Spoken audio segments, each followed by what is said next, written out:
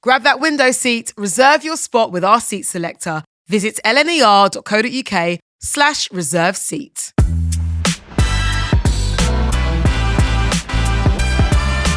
Welcome to The Quiet Coach on Roots from LNER. I'm Clara Amfo, and on this episode, we are diving quietly into the travel mind of comedian Maisie Adam. So, Maisie, welcome back to Roots. So, the first thing I ask all my guests on the episode, which I think is especially pertinent to you, given that you travel a lot and you use trains a lot.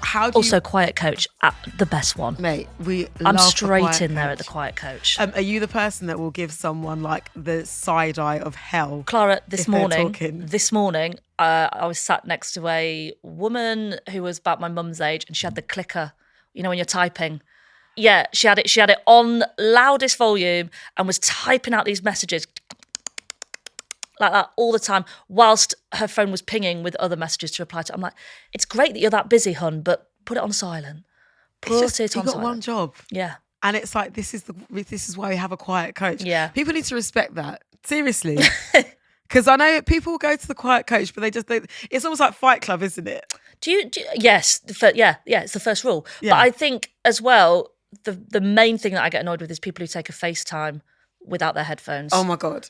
It's I like, if I get a phone call on a train, I answer it being like, hi, I'm on the train, so I can't talk long. Like, I want that conversation done. I get very, very self-conscious. The fact that people will just be on a train thinking, yeah, I reckon we'll just FaceTime and it's fine for everybody to hear this conversation, actually. Can't stand it. I could literally get all of your personal details. I could stalk your family. Yeah. I could steal money from you. There are so many things that I think we could all engage in criminal activity with the way that some people overshare on public transport. Yeah. So again, guys, when you see that quiet coach sign, just stick to the rules. Okay, so when it comes to switching off from these people, yes. How do you do that on the train? First of all, I've invested in some very, very good headphones. So immediately I'm in my own world, which is nice. I do like a sort of, I've got pre-gig playlists, do you know what I mean? If I'm going to a gig, and then I've got post-gig playlists for when I'm coming home. So what's on the pre? On the way, I've got Fontaine's DC, I've got like Naughty's Gwen Stefani. Maybe like started selling. Yeah. No. I'm talking fresh out of No Doubt, Gwen Stefani, not multi-level marketing. Gwen Stefani. God, what's happened, man? I know. Honestly, you all right, Gwen? Honest, truly. I like a lot of like anything that's upbeat, basically anything that's like getting me in that space. There's a lot of kind of Destiny's Child going on there. There's a lot of Blondie. Anything that kind of makes me feel pumped and ready to go. And then on the way back, it's very different vibes. It's got a lot of Sade. It's got a lot of Lana Del Rey. Do you know what I mean? It's smooth. All the softly spoken singing bass. Yeah, absolutely. Absolutely. Just lullaby. And that's the great thing as well with living in Brighton. It's the last stop. You can fall asleep on the train. Oh. You're not missing your stop. Because I tell you what, there is nothing worse. I'm sure, I feel like it's just a rite of passage for most people. There is nothing worse than either having a night out or, I don't know, whether it's been a late night of work or whatever, and then waking up somewhere that's literally 20 miles from home. When you wake up in Ealing Broadway. Yeah. Oh! Like, where am I? How did this happen? Yeah, I've been caught out a few times. Having never lived in London, I am that northerner on the tube that I have... Have you got a fold-out paper map? With a magnifying glass. Okay, I'm going to have to tell you, I have a saved PDF of the tube and overground maps in the books section. Who uses the books section of their phone? Because sometimes I just can't navigate it very well. But I've woken up in Upminster before. Oh, damn. Yeah. Top of the Northern Line? No, District, top of the District, yeah. Cause right up there. Oh, it was a nightmare. Absolute nightmare. Yeah. So this is a great thing to be living in Brighton, is the most I'll get is a gentle little nudge from somebody going, train's ending. There you go. It's really nice. And they probably smell of lavender and patchouli. Yeah. And I've got Sade in the background. It's just like... That's ideal. Yeah, that's ideal. It's nice. Well, when it comes to getting away from the UK, how do you wind down when you're awake? Can you switch off from work? Are you quite good at that? Is your mind always racing and thinking about, no, I am quite good at it. I think I'm very, very conscious. It's a bit of a pet peeve of mine if people are on their phones when you're around them. So I try really, really hard to not be thinking about work when I'm away. I try to be very, very strict with myself with my phone. The screen time, that I do think that. No, but I quite like it that it does sort of. It's so shameful. It's like how Trevor McDonald spoke sometimes to you. we need shaming. Yeah, I think that's enough now. Yeah, I do. I need Sir Trevor McDonald to come through and go, that's enough screen time now. I think I'm always trying to be better with it, but I think I'm quite good at. What are your hours? No, I think I'm about 3. I'm all right. 3 hours a week or a day? Oh, a day. Damn. Isn't that good? That's amazing. Yeah.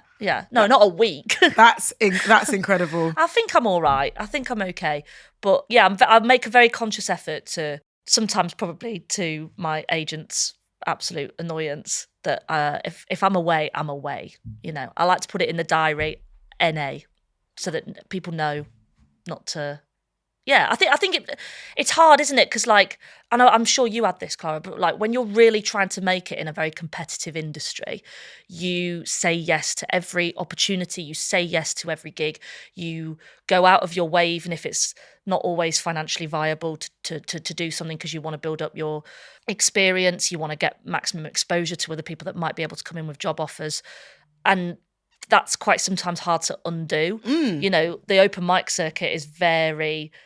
it's giving Hunger Games. Yeah, absolutely. It's elbows out, and now I feel like I'm at a point where I don't have to say yes to everything, but that takes almost like a conscious undoing a lot of the time. But I think I'm okay at it. I think so. No, you really have got to let yourself live. But I agree with you. It's tricky because when you are first starting out, obviously you've worked hard. You are continuing to work hard to a place where you are now in a position where you can be like, actually, do you know what? I don't fancy doing that. Yeah. But the work it takes to do that, it's intense, man.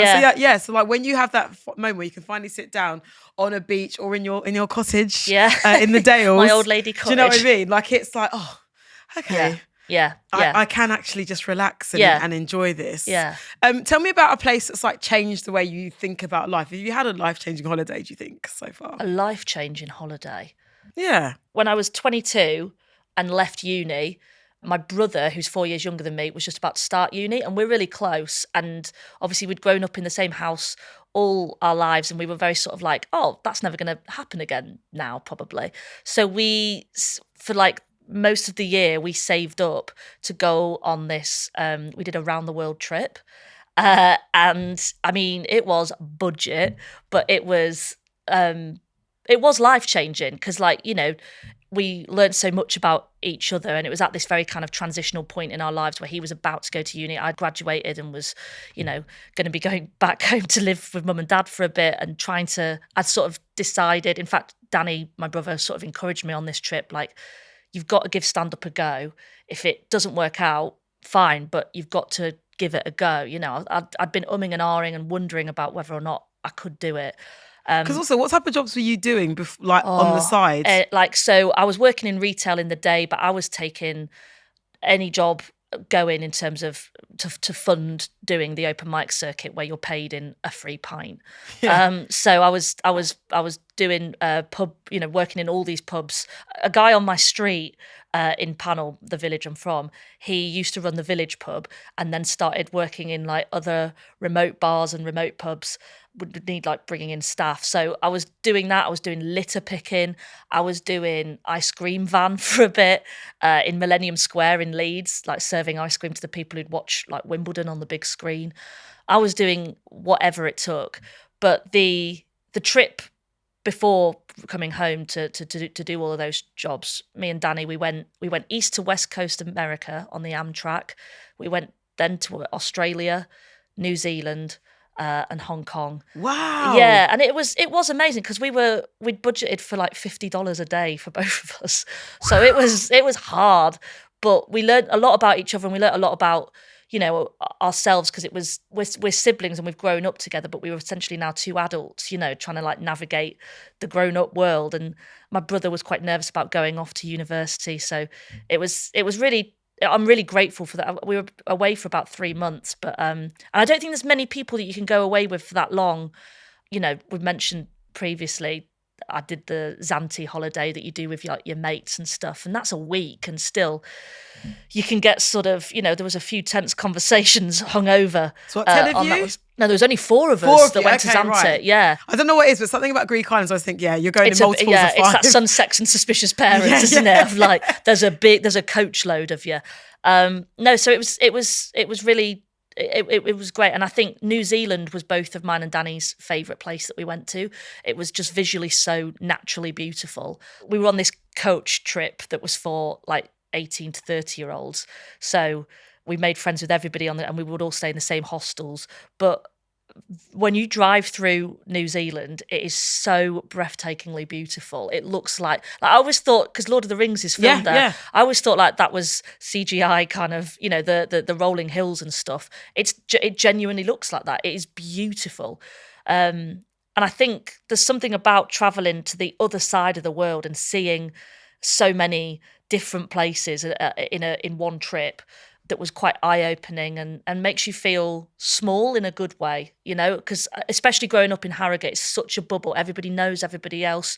You grow up with people who look and sound like you. I think it's really important to, especially when we were that age, as I say, on turning into to adulthood, to really have your eyes opened to other countries, other cultures, other ways of life, other people, other languages. I really, really liked feeling that small. Like you're reminded of like your space in the world is so small. We're little ants, little aren't we? specks, little amoebas. Yeah, but in your hometown, you're Maisie off the telly. No, but even before the telly, you're people would know you just from your first name, or who the fact that my dad had a shop, they'd be like, oh right, yeah, you Phil's daughter. It's all stuff like that. Yeah. So it was really, inspiring in a quite dull way.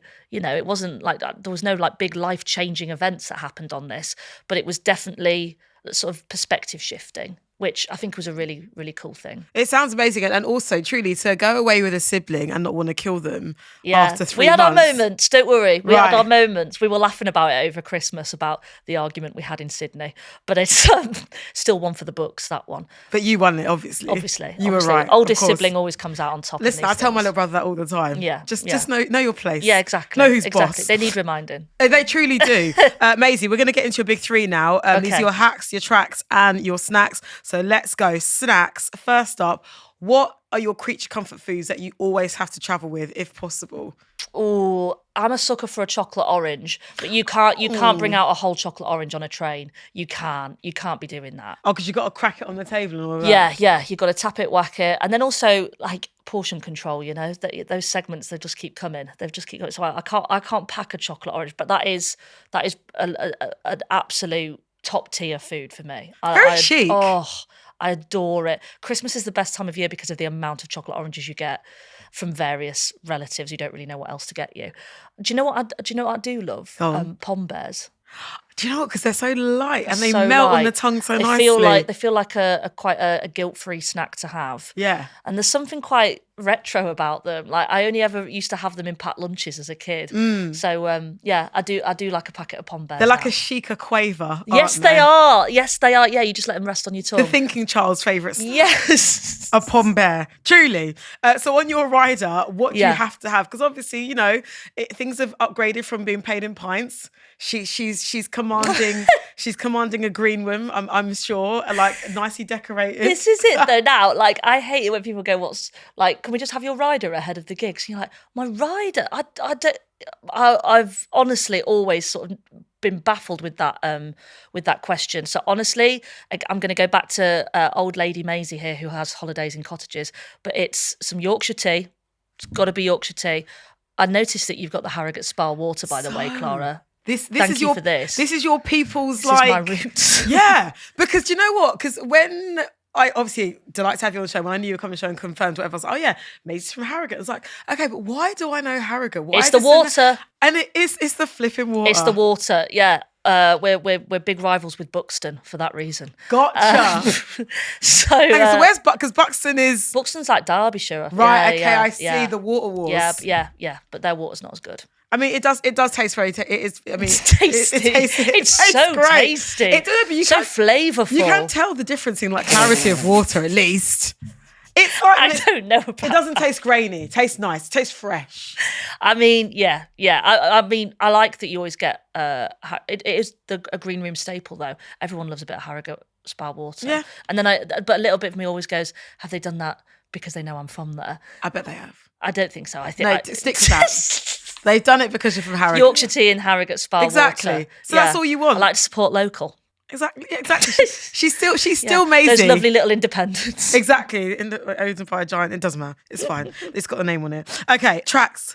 Again, I know you're a massive music lover. So when you are away, what songs take you straight back? What are your comfort songs? What are those songs that you need to make you feel like, okay, I'm this version of Maisie that I love the most, whether it's like teenage Maisie, Maisie as an adult now, like little girl Maisie. Yeah, I had very inherited tastes from my parents. So my mum is a massive music. Like I would describe her knowledge as encyclopedic. You know, she's that person who, if there's a song on the radio, she'll just come out with some mad fact about where it was recorded or the reason behind it. So I definitely inherited a love of music and an eclectic taste from her.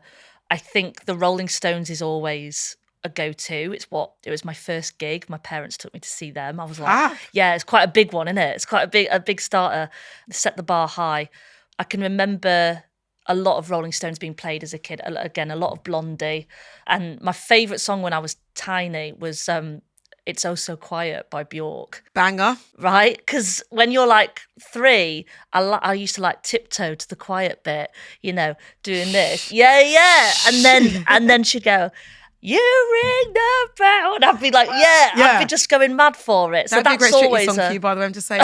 I don't know how you dance to It's Oh So Quiet that isn't how I've just described. Like a couple's toddler. Couple's choice. You could do it. This podcast is slowly becoming us going through. When I have a vision, I'm like, okay, yeah. We just need to work out Halloween week and then we're done. Oh. Yeah. But I think... Beetlejuice. Harry Belafonte, jump in the line. Oh my God. You could dress up as I Lydia love Deetz. a bit of Beetlejuice, you know. Yeah. Yeah. Did I get her name wrong? No, it is Lydia. I think... Lydia's a daughter and then the mum. No, the mum's Lydia. No, wait. No, she's Lydia. Just put me in the stripes. Just put me in the stripes. Also that. That would be very fab. Yeah. Okay, cool. Yeah. So Rolling Stones, Blondie. Yeah, that was definitely like what I was growing up around was sort of there. There was a lot of like The Cure, a lot of The Fall. And then in my teen years, I had the indie phase, you know. You got to remember, I grew up sort of 20-minute drive away from Bramham Park. So Leeds Festival was a staple of every single summer. Rite of passage. Oh. Well, it's Reading for the Southerners and obviously Leeds for Northerners. We'd go on the Wednesday and stay right through till Monday. And it was unwashed, absolutely. I can remember my friend Katie's dad driving us back. And he literally was like, I'm going to have to pull the windows down, girls, because you lot stink. You lot stink. And she lived closest to the park, so we would always go back to hers after the festival, and her mum would do this like banging fry up the next morning before we all went home. God bless the Pearsons, because their house must have stank every Monday after Leeds Festival. I'm so sorry, Yvonne. But that was definitely like a huge... Well, you know, like it was a big moment for indie music. Oh my in God, the sort of noughties. So there was a lot of skinny jeans. There was a lot of studded belts, a lot of braces, some Chuck questionable Taylors. hats. Yeah, oh my God, yeah, an unironic trilby. It's not a good time to reflect on, but yeah, it was. It was. I can remember like my first Leeds Fest. I think was like 2007 or something like that. And we went to the BBC introducing stage and Florence and the Machine was on there. And she was so mad compared to everything else. She was like climbing the scaffolding, like whilst performing. We were like, and she had her arm in a cast. She'd broken her arm or something. So she was going up the rigging of the stage, like one-handed. We were all sort of watching her being like, she's really cool, but also she's gonna hurt herself. It was really, really wicked. Florence is sober now, dear listener.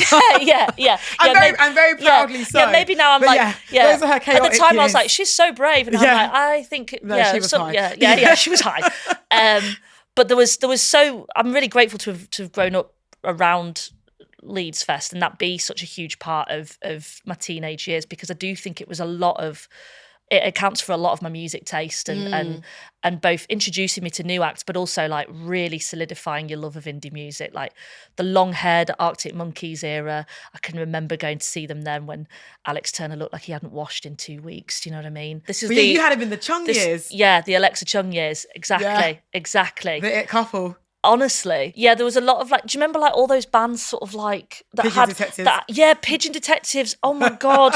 Like Two Door Cinema Club, Still going. the Hoosiers, a lot of men with really big hair. Yeah. Like a nest. Yeah. You know, like so much hairspray in that in the hair. Kooks, Mystery Jets. Kooks. I never liked I liked the Kooks' sound, but I had a real beef with the guy from the Kooks because Luke. Yeah, he used to slag off Amy Winehouse in a lot of interviews. And it's like, and yeah, I did, because I think they went to Brit School together. they went Sylvia Young. Sylvia Young. Yeah. And I always remember he was very snobby about her, and I was like, well, whose music has stood the test of time? Exactly. I still am a huge Amy Winehouse fan. 10-10. Honestly, like her, yeah. How do you feel about posthumous albums? Do you know what? That's a great question. Obviously, you know, she wasn't very well, and what happened, which is terrible. But I think it's about who's looking after the estate. Once they're gone. And it's tricky because it's sort of like, it'd be like if someone published a book of like your unfinished jokes or whatever. That's how I feel about it. Like how do you know? Or some of your work in progress, and you'd be like, oh no, but that wasn't quite ready. And like, and they're famously perfectionists, these artists, right? So it's like, okay, she might have done those little recordings, but I don't know, like, because there's But I did love her posthumous album, the Lioness one. I know there's some songs on there that I really really love, but I don't know if it sits with me well that I love them, because I don't know.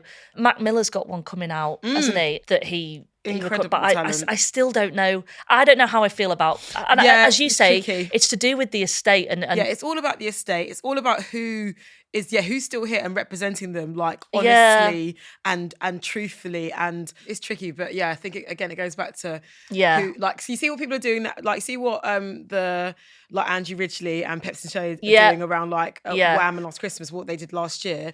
You know that is done with absolute love. Yes. And it's not a monetary thing, and it's not a greedy thing. Totally. It's like, this was our best friend when we were teenagers, and we're celebrating like his legacy. That's such a good example. Where it's done well. It's been done really elegantly, and it doesn't feel like greasy and stuff. And even like the people who look after Prince's estate, it's sort of like it needs to not feel exploitative. Exactly. To summarise, conscious music lovers out here. But I think Frank is an album that takes me back to like my university. That's definitely, so I would say, like, it's Bjork at the start, it's indie music in my teenage years. Frank I listened to on repeat through uni. And then at the moment now, I am just obsessed with Fontaine's DC. I just adore them. Who'd have thought it? A mullet and a neon green tracksuit would do things. It's because it's but his it energy. Does. It's the energy. Yeah, it's just, but baby. I was at a party with my mates this weekend, and my friend Liv was saying that, like, she gets the ick because she hears her boyfriend in the shower singing Fontaine's DC, but he really goes ham on the Irish accent. Is he actually Irish? No. Oh, no. Wow. So he's apparently in the shower just being like, I love you. And you're like, James, no. Where's he from? Essex. Oh, God. Baby, know your lane. No shades. Stay in your lane. Podcast versus music, because you've got your own podcast, which you host with the wonderful Susie Ruffle. Yeah. Susie, sometimes with her surname, I choose. Sometimes I go Ruffel, sometimes I go Ruffle. Oh my God, that's very Hyacinth Bouquet, isn't it? Susie Ruffel. No, it's Ruffle. Ruffle. So you and Ruffle do that together. At this point in your life, podcast versus music, who's got your heart more? Who's got my heart more? Like, don't get me wrong, I love doing a podcast. Also, Big Kick Energy is the name. Thank you. That's very kind. But music always wins for me. It's that thing of, like, whatever your day is, whatever your mood is, there's music for it. I don't know if you can say that about podcasts, you know what I mean? If sometimes you just are in a ranty mood, or if you're in a solemn mood, the last thing I want to do is hear somebody else talk. I want to hear some songs that are going to make me feel. I hear that. Do you know what I mean? Because, it's one thing to hear someone and be like, okay, that's an interesting opinion, and get into a whole rabbit hole of Yeah. other people's conversations, but like a song can just like transport you away, and that's what you need Yeah, sometimes. I think as well, and you'll have this, I'm sure, because we both have jobs that are us talking and talking to people, and hearing them talk back to us. Sometimes I don't want conversation. I need some music. I need to not hear chat for just a bit of the day. And I think people don't believe that about us. You know, us gregarious girlies. At the end of the day, I love nothing more than my own company. That's not it. to chat. That's it. Need Like, some don't me chat time. to me. Yeah, I need to yeah. put my tunes on. Like, you know, earlier when you're like, oh, it's quite a lonely, you know, solitary job. It is, but that's what I quite like about the job. That's why I don't do the after parties. I quite like that I can just put my headphones on, sit on a train on my own all the way to Brighton. Yeah, absolutely. That's me. Love it. No, truly love it for you. Don't get me wrong. I like to go out. I like to, I like to turn out a little look. I like to go to a do. But there's nothing better than knowing when you want to go home, just doing it and not telling anyone. Yeah. Love Really? Do you sometimes do that? No, because don't get me wrong. I can say to a party till God knows when, but when I am in the middle, I'm like, do you know what? I've had my fill now. My social batteries, like, I'm like, bye. Yeah. Well, I won't say bye. It's a nice feeling. Yeah. It's fantastic. Okay, finally, your hacks, tips and tricks that make traveling more enjoyable for you. What do you think you've mastered? Portable charger, first of all, it's got to be done. Portable charger is a must-have. Headphones, must-have to avoid conversation. Notepad to make sure you've got all of your jokes ready to be written down. Not falling asleep, that's a great one. And have the PDF of the London Overground and Tube. Finally, I'm going to ask you this. What have you learned about yourself as a traveller? Oh, that's a good and a deep question, Clara. Existential. What have I learnt about myself? I've learned that, like, genuinely, I don't know if this is deep, this might be too deep an answer, but that independence is a strength and a weakness. Like, I love the independence of this job and the independence to travel and not having to constantly be on with a group of other people. Like, I sometimes, especially if I'm on the trains, you sometimes see like colleagues traveling together, or like they're doing like an away day or something, and I'm like, I could not do that.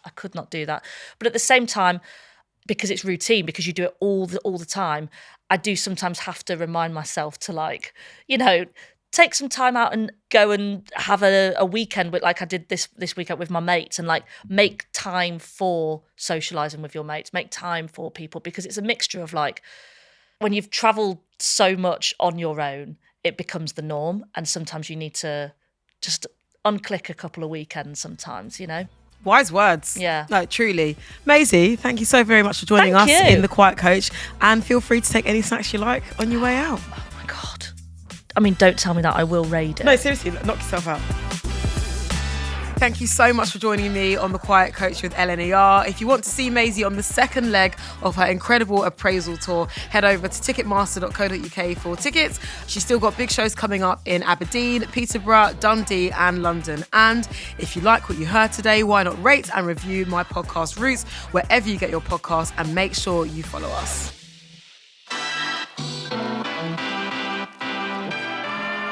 Grab that window seat, reserve your spot with our seat selector. Visit lner.co.uk/reserve seat.